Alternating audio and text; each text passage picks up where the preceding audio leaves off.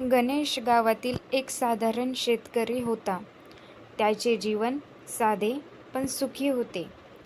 त्याच्या पत्नी शालिनी आणि 2 मुलं सोनाली आणि विजय यांच्यासोबत तो एका छोट्याशा गावात राहत होता.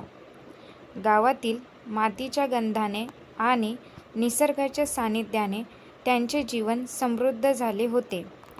गावाच्या काठावर असलेल्या त्यांच्या लहानशा घराच्या आजूबाजूला हिरवळ आणि फुलांनी भरलेली बाग होती. त्या बागेत शालिनीने आपले अनेक तास घालवले होते. गणेशाला शेतात काम करायला खूप आवडत असे. त्याच्या कष्टाने त्याच्या शेतात नेहमीच भरपूर पीक येत असे. शेतात काम करताना त्याला गावातील इतर शेतकऱ्यांशी गप्पा मारायला आवडत असे. त्याच्या शेतातील तांदूळ, गहू आणि कापूस गावातील बाजारात नेहमीच विकला जात असे. शेतातल्या कामामुळे त्याला संपूर्ण दिवस भरभरून मिळाला होता, पण त्या कामात त्याला खूप आनंद होता. शालिनी देखील घरातील आणि शेतातील कामात त्याला मदत करत असे. ती एक कुशल गृहिणी होती आणि तिच्या हातच्या जेवणाचा गावातील सगळ्यांनाच मोह होता. प्रत्येक सकाळी ती उठून देवासमोर दिवा लावत असे आणि त्यानंतर स्वयंपाकघरात जाऊन चुलीवर नाश्ता बनवत असे. तिचे गोड अन्न आणि प्रेमळ सेवा पाहून घरातील सगळ्यांचे मन आनंदित होत असे. सोनाली आणि विजय त्यांच्या शाळेत खूप हुशार होते. शाळेतून परतल्यावर दोघंही आपल्या अभ्यासात मग्न होत असत. शालिनीने त्यांना शिकवण्याची जबाबदारी घेतली होती. ती नेहमीच म्हणायची, शिक्षणाचं महत्त्व आहे, त्याशिवाय आपलं आयुष्य उजळणार नाही. गणेश देखील आपल्या मुलांच्या शिक्षणाबद्दल खूप जागरूक होता. त्याने शाळेत शिक्षण घेण्यासाठी आवश्यक सर्व वस्तू त्यांना उपलब्ध करून दिल्या होत्या. एके दिवशी अचानक गणेशाच्या शेतात रोग पडला आणि सर्व पीक नष्ट झाले. शेतातील उत्पादन बिघडल्यामुळे गणेश आणि त्याच्या कुटुंबाची आर्थिक स्थिती खालावली.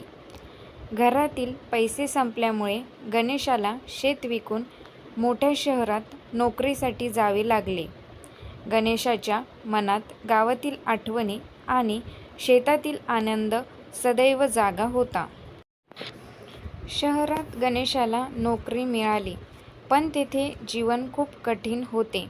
शहरातील धावपळ, गर्दी आणि धूर यामुळे गणेशाच्या मनातील शांतता हरवली. त्याच्या डोळ्यात दिवसेंदिवस निराशा आणि चिंता दिसू लागली. शालिनी देखील घरातील परिस्थिती हाताळण्यासाठी खूप प्रयत्न करत होती. मुलांचे शिक्षण आणि घर चालवण्यासाठी ती दिवसरात्र कष्ट करत होती. गणेशाच्या मनात गावातील आठवणींचा ओलावा होता, पण शहरातील कोरड्या जीवनाने त्याला खूप त्रास होत होता.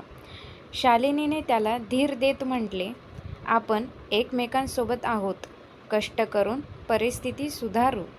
गणेशाने शालिनीच्या या शब्दांमध्ये उभारी घेतली आणि त्याने शहरातील नोकरीत अधिक मेहनत करण्याचा निर्णय घेतला.